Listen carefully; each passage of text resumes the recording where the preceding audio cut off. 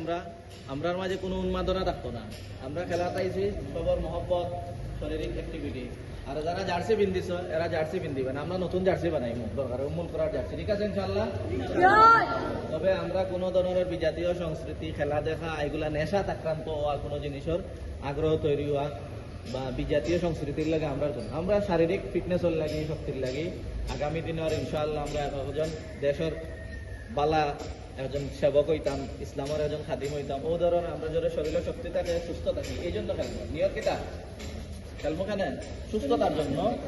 আমরা শরীর ঠিক থাকে ও নিয়তে খেলবো। নিয়ত কিটা সাথে সাথে কিছু আনন্দ হইলো। হ্যাঁ, কিন্তু আমরা কোনো উন্মাদনা তো যে যেন জার্সি পিন্ধিছ এরা জার্সি পিন্ধি পাই না, বাসা দিতে গিয়া আর গিফট দিলে কিটা তারা গিফট দিলে নাইলে বুঝাই পাবেন,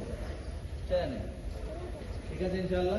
আমরা আনন্দ করবো, তবে আমরা আনন্দটা আল্লাহর সন্তুষ্টির জন্য। কি তার জন্য? আল্লাহর সন্তুষ্টির জন্য, নিজের সুস্থতার জন্য, ঠিক আছে ইনশাআল্লাহ। এবং খেলা শুরু হবে। আর দুইজন আসো, সামনে আসো।